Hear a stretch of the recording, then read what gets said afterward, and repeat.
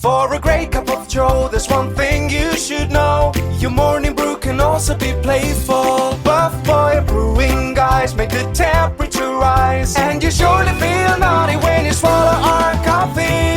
If you want some real heat, give your mouth a fine treat. You will want some more, rest assured. Buff Boy Brewing, you can't get enough of.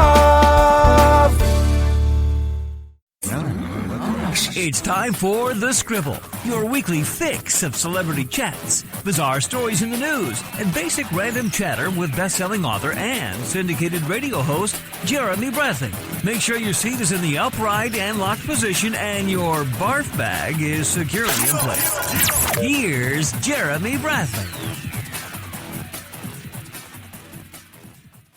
Thank you very much, Larson. Jeremy Bradley here. This is The Scribble. Thanks for tuning in at thescribbleshow.com and on SoundCloud and iTunes.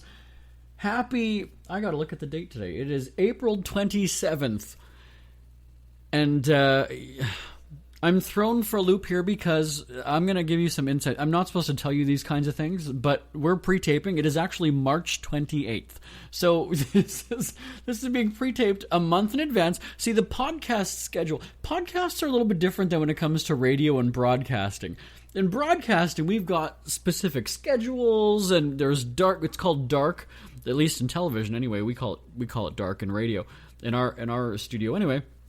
But we're dark this time in April, so we actually will pre-tape stuff to air at the end of April early on, and it just so happens that it's March 28th for us here right now. So here's the deal.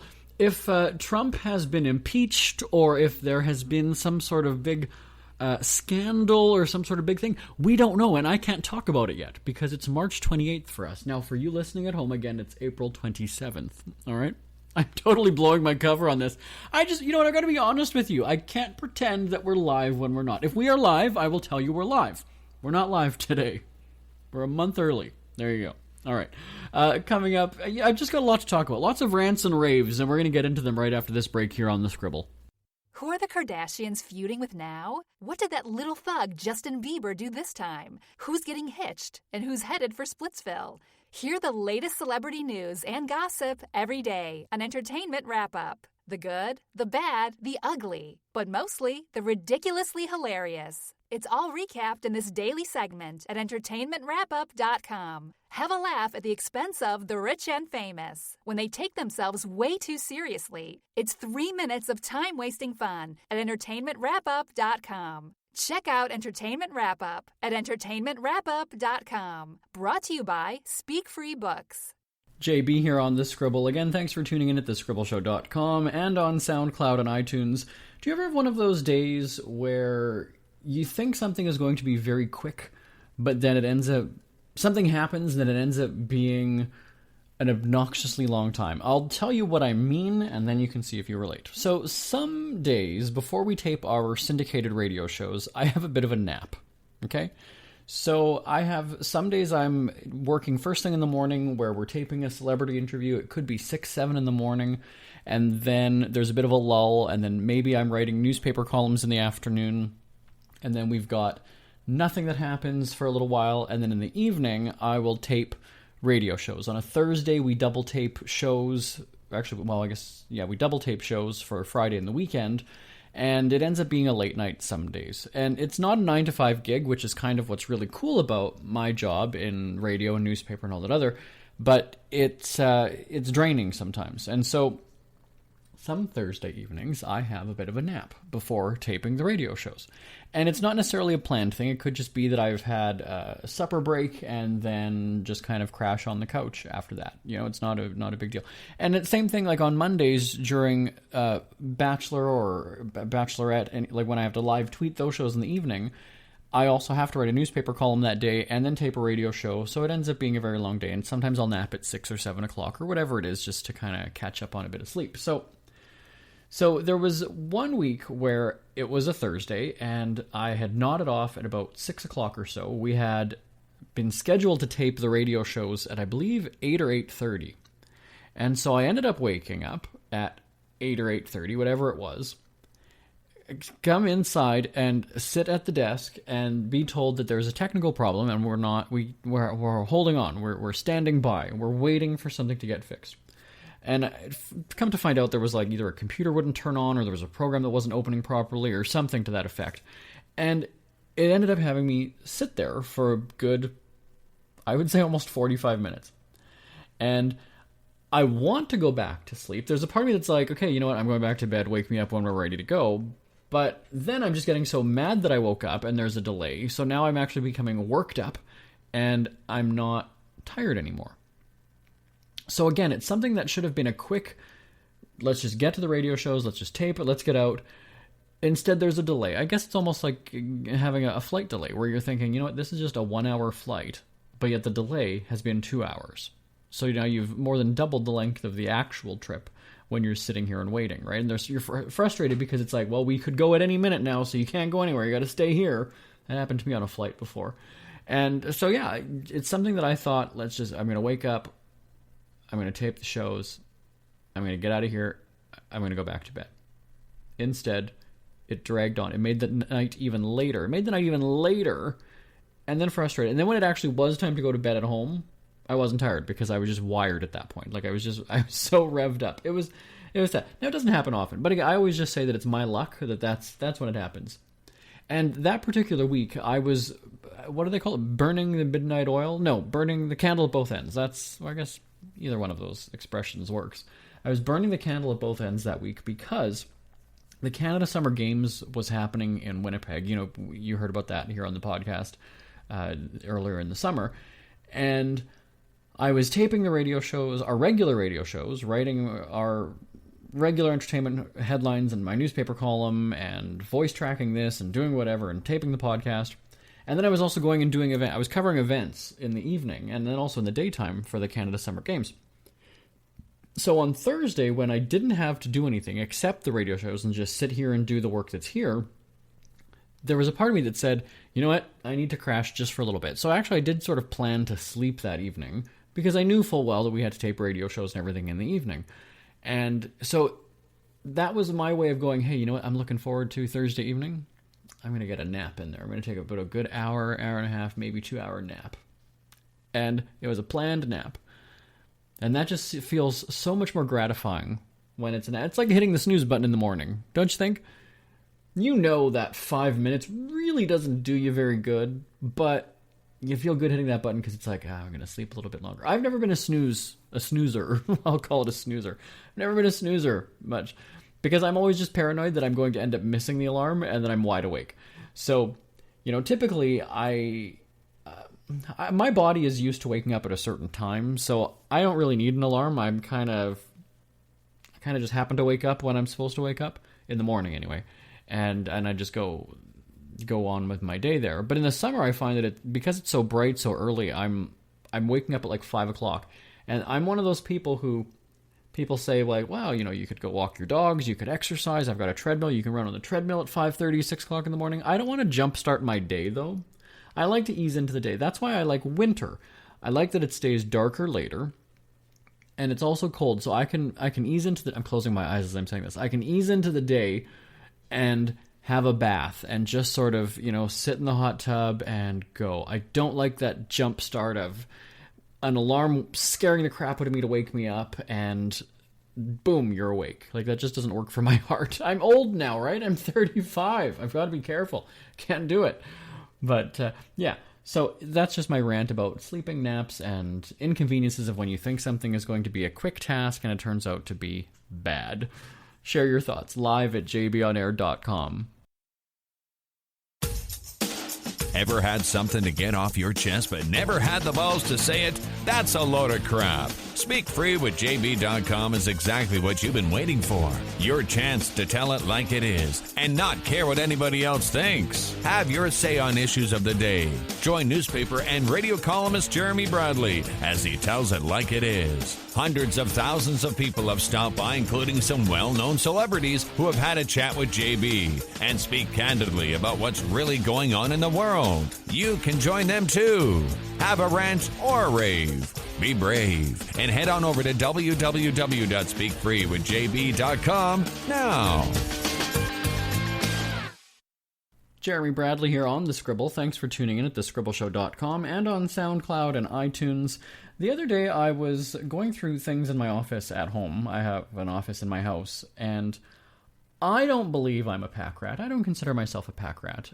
If anything, I'm actually sort of the opposite now. When I was a kid living at my parents' house, I wanted to have as much stuff as I could because you want to feel like you have stuff, right? You want to have possessions. You want to have things that belong to you, that mean something to you. When I bought my house, which is going on about almost 10 years now, I thought I don't want to be one of those people that has like an entire room of just junk. Bad enough everybody has that junk drawer in the kitchen, which is fine because that's just your odds and ends and you just kind of keep things there. But I didn't want to be one of those people that has like a crap load of stuff. So in my office at home, I don't even want to say that is cluttered. I get a lot of things. So when we go on our work trips and you get like the portfolio of brochures and pamphlets and all these things from the destination or from anything. When you go to a trade show, when you go to a conference, when you get tons of stuff in the mail or handed to you. And then I'm one of those people that I don't like throwing things out. So case in point would be birthday cards. So when my birthday was in August, I obviously got birthday cards from people. Yes, still my grandma and my parents give me a card. I'm one of those people that I like to hold on to it. I'll throw out the envelope, that's fine. But I do keep the card. I just feel there's something wrong about throwing out a card from my grandma. You know? And same thing with my parents. I don't know. It's weird. And trust me, don't get me wrong. I'm the first one to mock and make fun of my parents and say that I'm not a mama's boy. I'm not. But I don't know, I hang on to them. It just feels disrespectful. It's something that your grandma has taken time to go out and buy you go and throw out. So do you keep greeting cards or things like that? And it's also the same thing when I go to a funeral and they hand you that little, again, I guess it's a pamphlet or program, whatever with the pictures on the front and there's the Bible verse on the inside, you know that thing. Do you keep those or do you throw them out? Now I'm starting to feel like my grandma and my mom who do hang on to all of these things. So again, is it disrespectful to the dead person if you throw out their little program from their funeral? Or do you keep it even just as a memory? Do you keep it in a drawer somewhere? What do you do with it? Send me an email, live@jbonair.com, live@jbonair.com. Also then, too, whenever you get those pictures of your niece or nephew or cousin, whatever it is, right? It's their school picture, it's their soccer, their baseball photo, whatever it is, and you get a new one every year because they're going to do pictures every team they're on or every new school year and things like that. Do you keep those pictures? Do you throw out a picture of your family member? What do you do? Send me an email, live@jbonair.com. These are things that I honestly hadn't thought about until I was cleaning my office and I came across these things. And then I see cards from like, happy 27th birthday. I'm 35 now, but I've hung on to these cards. Do you keep them? Is it sentimental value, or do you just feel like you're being disrespectful to the person, even though they're going to have no idea that you threw out their card? They're not even going to care. They're not even, after they've given you their card, I know they're not sitting at home thinking, I wonder if he's keeping the card, right? At Christmas, if you still get Christmas cards in the mail, I know my parents my mom will string them up on the wall and have all the Christmas cards hanging in the living room. I should get her on the phone right now and ask her, what do you do with them? How long do you hang on to them? Right? I swear I'm going to call my mom right now. I'm going to ask her, I'm going to put her on the spot and say, how long do you expect somebody to keep a greeting card? Am I calling her from my cell phone or what should I do? I'm going to, all right, I'll call from my cell phone. Hopefully we can patch this in and make it work.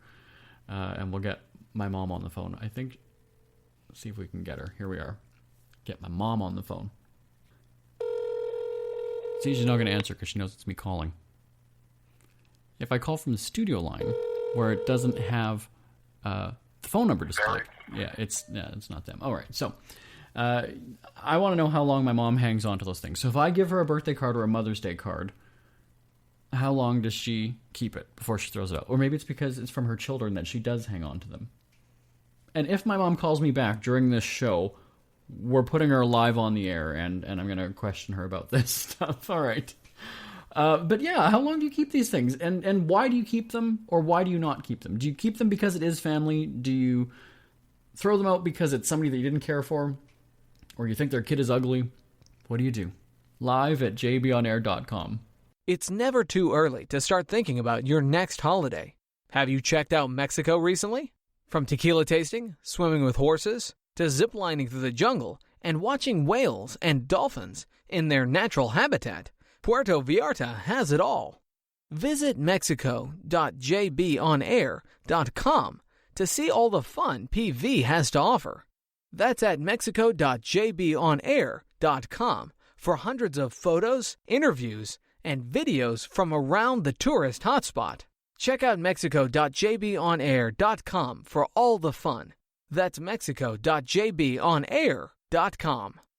Jeremy Bradley here on The Scribble at thescribbleshow.com and on SoundCloud and iTunes. Thanks for subscribing, thanks for listening, thanks for sending in your feedback week after week. I do enjoy this platform, as I've said many times on this show and also on the radio, that I enjoy the radio show. I was actually kind of hesitant getting into the podcast thing because I was like, it's just, that's an offshoot of radio. It's just kind of a knockoff.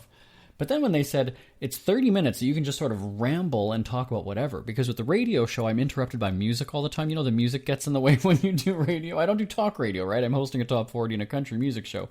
So I get maybe about 2 or 3 minutes to talk, and then it's like, oh, yelling, okay, we got to go to the music, When we do a celebrity interview, I get them for maybe 4 minutes, so you're just getting your conversation going. You got that momentum starting, and then all of a sudden it's like, hey, hang on, we'll be right back. And then we leave, right? So, and then there's 15 minutes by the time we come back. But anyway, so on the podcast, I was hesitant at first, but now I'm like, you know what? Yeah, I can ramble on for 30 minutes. And at first, I was kind of like, that's a really long time every week, 30 minutes? But we've incorporated celebrity interviews and things like that here. But when you get on a rant, when you're on a roll, there's some days where something will happen. So if I'm out in a store, or if something happens at home, or whatever it is, or with my family, I'll jot it down. I honestly will jot it down on a Post-it, and then when I come in and we do the podcast, I will have like 4 or 5 Post-its all in front of me of things to talk about. I do.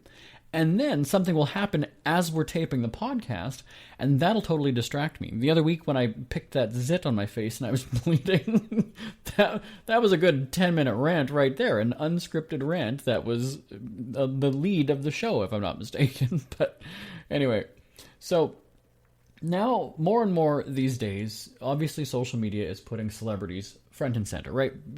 Fans have more access to celebrities and famous people, their favorite rich and famous people. They've had better access than ever before, right? There's not this wall anymore separating common folk and celebrity. Many celebrities are very interactive on social media, right? They'll interact with their fans. But we're also seeing a lot of people now inviting celebrities to things, to their prom, to their birth. It's usually prom. We get that a lot, right? Don't we see that happen?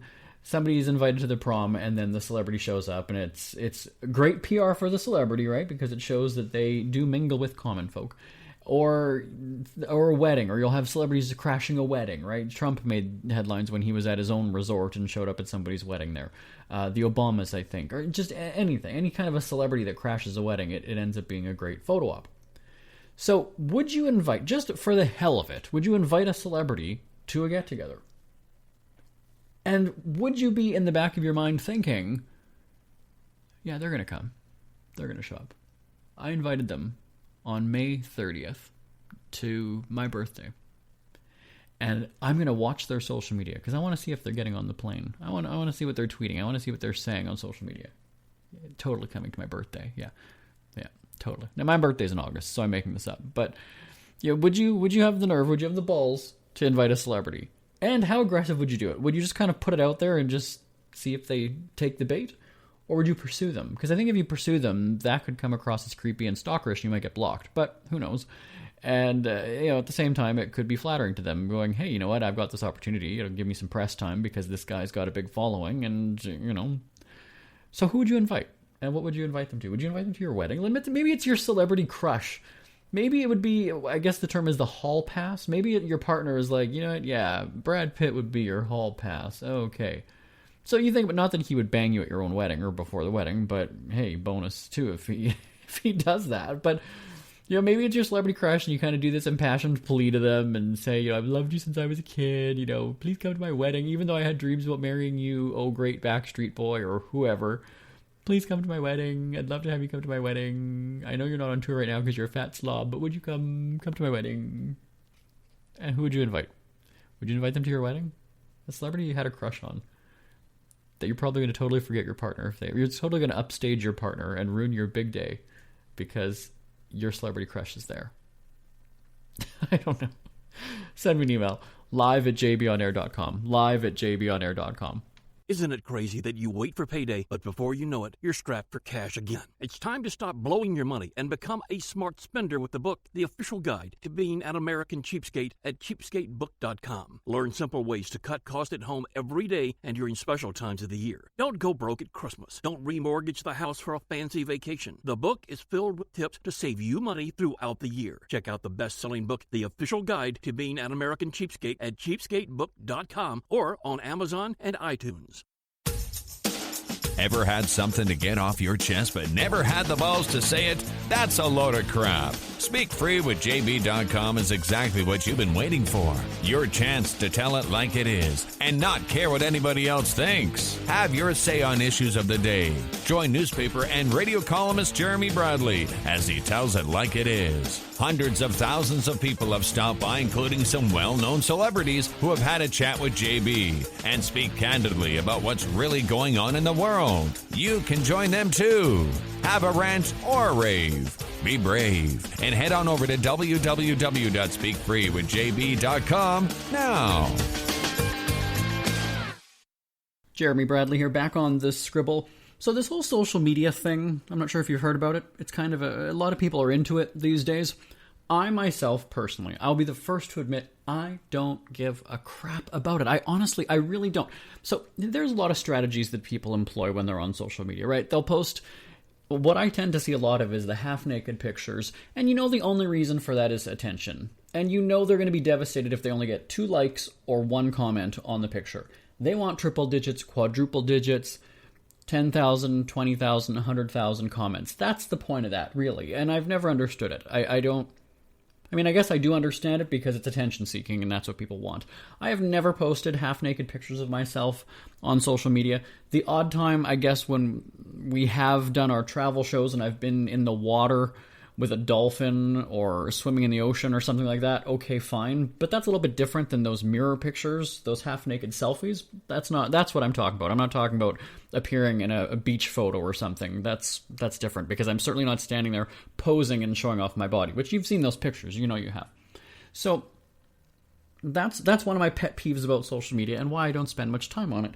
Yes, I'm on Twitter because I kind of have to be for my job. Facebook is actually really just kind of... It's stuff that we do that I do for work, and then it's also pictures of my dogs. I don't put anything about my family on there. I've never posted from like a family birthday. I've never posted pictures from a family wedding or anything like that. I just don't do that. Because in all honesty, and I've said this a few times before, I don't believe that people care enough to want to know that stuff about my life and what I'm doing on the weekend. I'll be the first to admit that. I don't have that inflated ego of myself. I swear to you, I don't.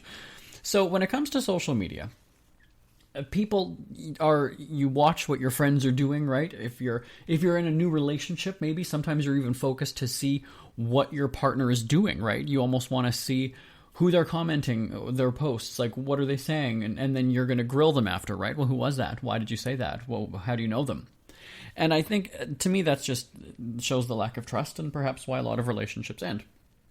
But on that similar subject, then, of social media, do you judge somebody by who they follow? So, case in point, let's say, and this is an example, and I'm not even sure that my brother's on Twitter, so I can say this as an example. So let's say I've got my brother's on Twitter, and I'm going to take a look at who he's following or what he's following.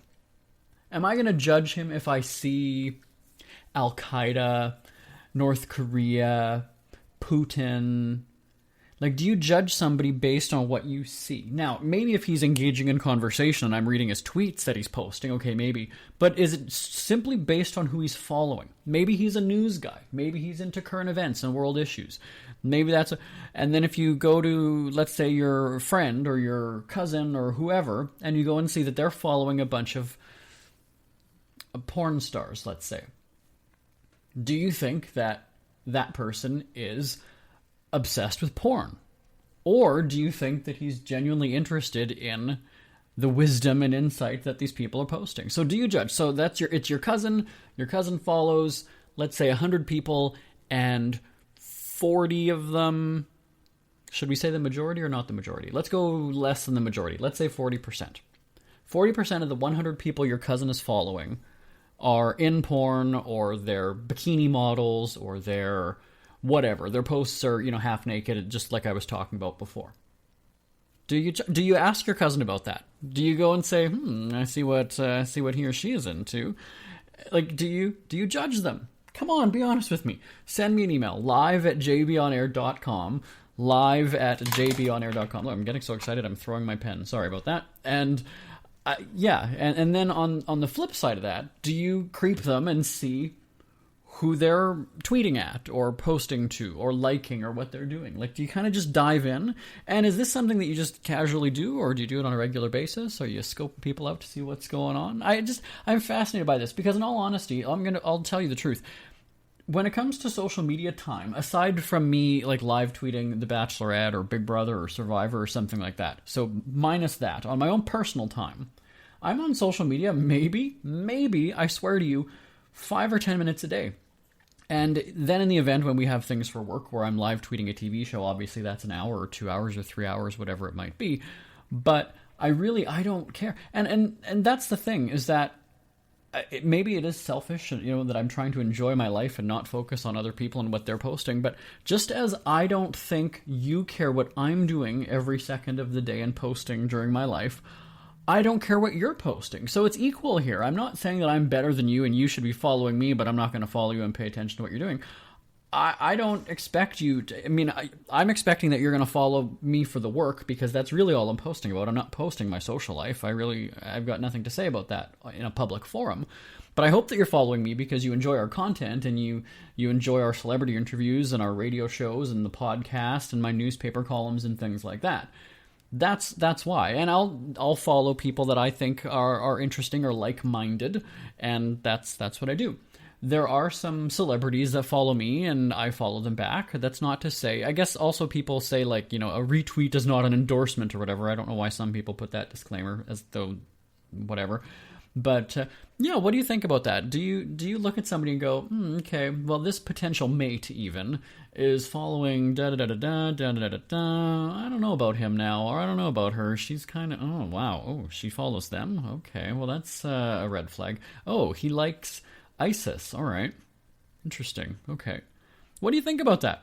Do you creep people? Is it okay? Do you judge them? What do you think? Send me an email. Again, live@jbonair.com. Again, I'm really fascinated by the whole social media thing, because I don't get it. I don't understand having that whole exposure of my life. And maybe a big part of it is because I have a BlackBerry, and Blackberries don't really have many apps that you can use. Maybe I will have a change of heart if I do get a different kind of a phone and I have access to the internet, really. But yeah, no, I really don't. Again, I'm the one who wrote the book called Put Down Your Damn Phone Already. Put down your damn phone already. So I'm certainly not one to rant and rave about all these apps that I love. I think I've got a weather app, and that's about it, really. So, again, live@jbonair.com. We hear you chirping. Get scribbling. Tweet up the Scribble at The Scribble Show. Join the discussion with Jeremy Bradley. It's all going down right now on Twitter @The Scribble Show and @thescribbleshow.com. Thank you very much, Larson. Yes, I am on the Twitter. And I also, by the way, I'm on the Instagram. I've mentioned it. I didn't sign up on Instagram until... I think, what was it, like middle of February. This is how behind on the times I am. But when you hear about all the crap that's happening with Facebook and everything, you know what, you can't blame people for being a little bit reluctant and hesitant to sign on. I've said it on this show.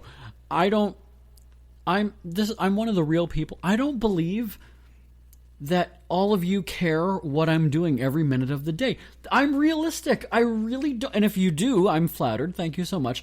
But I don't think that you care about what I'm doing every second of the day. Thus, I don't post everything, that I'm doing. I don't post what I'm eating. I don't post what I'm, when I'm going to the bathroom, when I'm tying my shoelaces. I don't do anything like that.